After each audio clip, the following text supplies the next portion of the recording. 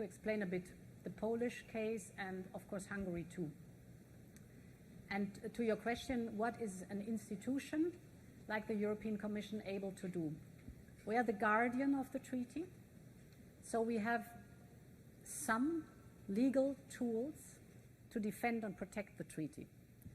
The problem we have with the Polish government is that we are deeply convinced that the independence of the judiciary is no more given.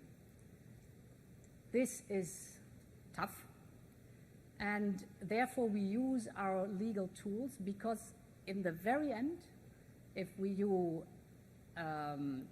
support the principle of rule of law, also the institution has to go by the rule of law. Because you said, what can we do to get rid of the government? This is not our task, that's the people, but we have to defend the rule of law in Poland. What are we able to do? We're able to do infringement procedures, what we are doing, but they take time. There's now the question, and that was the point you were mentioning with the money, that this next generation EU I was mentioning, this huge investment program for each member state, is in principle coupled to reforms the member state has to do. Very different, sometimes labor market, sometimes pension systems, sometimes tax system. And there's a contract between the Commission and the member state. If you do this reform, you get disbursed this amount of money from the tranche that is yours. With Poland, we've said there is a court order to restore the judiciary, the independence of the judiciary, and you have to follow that court order. We want it in our contract that you do X, Y, and Z to do that. Then we will disperse the money. We've closed the contract. People were partially not happy that we closed the contract, but it is now unfolding what I was fearing, but what was predictable. Poland does not, or the Polish government does not want to change the laws in the way we have laid it down in the contract to restore the independence of the judiciary. Therefore, we will and cannot disperse any kind of money. These are the facts right now. What does it create? Of course, it's difficult, because you can imagine that the narrative of the government in Poland is, it's the bureaucrats in Brussels who don't give us the money we deserve because we are doing the right things, for example, with the refugees from Ukraine. Mixing two things that have nothing to do with each other. The Polish people are amazing how they have opened their hearts and their homes to the Ukrainian refugees. Phenomenal. As I said, we've received in the European Union more than 8 million refugees in 7 months. You can imagine what that means. Fantastic, the hospitality. And firsthand, the Polish people. But this is something different from the contract we have with the government, that we will only disperse the money if they do the reforms that we have agreed upon. The same is with Hungary. There we have, because speaking about tools, also another tool, the so-called conditionality mechanism, that says if the budget or the taxpayers' money from the European Union is at risk, we are able to cut money to a member state. And in Hungary, we are discussing the question of corruption and fight against corruption. It's a wider topic, but as you asked, what are the possibilities that the Commission can take? It is the instruments given to us by the rule of law that we can apply. As always, it sometimes takes time, but over time they are forceful. Here at Princeton, we take teaching very seriously, and we have some professors who could not come to later events with you because they have to teach. And one of them is Professor Harold James, who would like to ask a question. And so Harold James in the Policy School and in the History Department. And thank you very, very much, Madam President, for a really wonderfully inspirational speech. And I think we were all very moved by your narration of the 1990s and the liberation of Central Europe. And I wondered, and it's obviously important to give a perspective, and you gave a perspective to the people of Ukraine and what the future might look like for the people of Ukraine. Can you think of some message of hope that you could give to the people of Russia, not to the dictatorial autocratic regime, but to the people of Russia. And in particular in the story of keeping the sanctions regime, and you rightly stressed the need to keep that, but what happens in the event of a change of regime? What happens if there's a rethinking of the orientation of Russia to the world? Can you offer something for Russia as well as for Ukraine? Yeah. Thank you. It is always very important to support in, for example, Belarus, the opposition. But I must also say, the first sentence I must say, none of us is allowed to change regimes in other countries. That's a democratic rule. It's the people who decide who is in government. Of course, I know that autocratic systems try everything to suppress this free will, to change the government at the ballot box. But in the case of Russia too, it's the Russian people in the very end who have to decide what kind of government they want or they don't want.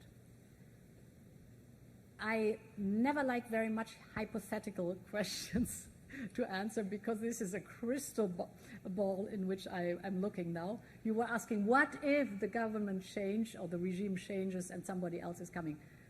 Depends on who is coming afterwards. So, but this was the 1990s. Before 1990, there was the Cold War between us and them. After the 1990s, of course, the doors were open, the hearts were open, and all these countries now are member states of the European Union. And it was phenomenal for me to see that these countries, partially extremely poor, the moment they joined the European Union, there were some members of the European Union who were fearing like, oh, whoa, whoa, whoa, they are coming and our wealth will decrease. The opposite was the case. Because of the joining of the European Union and the single market and, you know, the exchange of trade and business going back and forth, you could just watch on a daily basis how the living standard was rising and wealth and prosperity were rising. So all these doors are basically open, but it's the people that decide. Yes.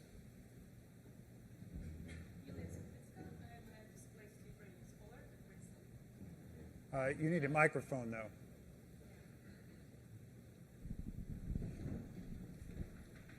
And this is a follow-up question, because I do agree with you that it is for the citizens to decide what kind of regime, what kind of government they are ready to have. And we see that, well, Russian citizens have not been doing their job in this respect, because the further you are in the autocratic regime, the more difficult it becomes to initiate any change. So even now, when Russia has announced partial mobilization, there is no counter-action. People prefer to leave, but not to fight their own government or to fight Ukrainian army. Question in this respect is, in the possible future that Ukraine actually successfully restores its territorial integrity, how do we secure not just Ukraine, but we are talking about Europe, because initially Russia has been talking about taking over Berlin. Repeating is not Ukraine, repeating is Central Europe. What measures could be taken? Yeah. So standing by Ukraine means, of course, working intensively with Ukraine for not only the time being, but also the time after the war. And last week, I've been discussing with President Zelensky and Prime Minister Shmyhal mainly also the short-term relief. So this is helping them right now. Right now, Ukraine needs, besides the military capacity, funding, because they need round about 5 billion euros per month just to keep the basics up and running. That is hospitals, schools, police, armed forces. So funding at the moment being, and we, the international community, but also the European Union, try to do that. But what we are working on already is reconstruction. We believe, I'm deeply convinced that we will prevail. We believe in a victory of Ukraine. And then it's time to reconstruct Ukraine. And we are now working on building a platform for Ukraine where all these initiatives that want to help Ukraine to reconstruct are being channeled and well organized. And what we do as a European Union, we co-host that with Ukraine, that we say, whatever investment you do now, do it in view of the accession process of to the European Union. So couple it with the reforms that are necessary. There are reforms to be done in Ukraine. But this is the light at the end of the tunnel. You want to be member of the European Union, we want you in, but there need to be a certain procedure to be done. And if you invest the reconstruction, do the reforms necessary. That's what we're doing right now. So we are planning already intensively for the time after the war. We have a brief ceremony at the end, but does anybody have a very quick question before that? Yes.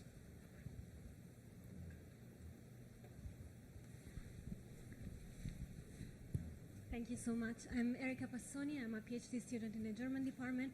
I wanted to ask, are there any concerns regarding the upcoming Italian election? Also considering that, you know, a lot of people running, a lot of politicians running had relationships with Putin. Thank you. Yeah. That's basically what I was talking about, that democracy needs each and every one of you. Democracy is a constant work in progress. We're never done. It's never safe. It's never, you know, you put it in a box and you keep it. But it's a question how people stand up for democracy. We'll see the outcome of the elections. We had just elections in Sweden too. My approach is that whatever democratic government is willing to work with us, we're working together. And it is interesting when you experience the functioning of the European Council, there's a lot of dynamic in the peer group. So you're not only a country, member state that comes and says, I want, I want, I want, but you are in the European Council and all of a sudden you realize, oh my God, my future and my well-being is also depending on all the 26 other ones. And that's the beauty also of democracy. We're sometimes slow, I know, and we talk a lot, I know, but that's democracy too. So we'll see if things go in a difficult direction. I've spoken about Hungary and Poland. We have tools. If things go in the right direction, and people as a body that is always, where always governments have to be accountable to, play an important role.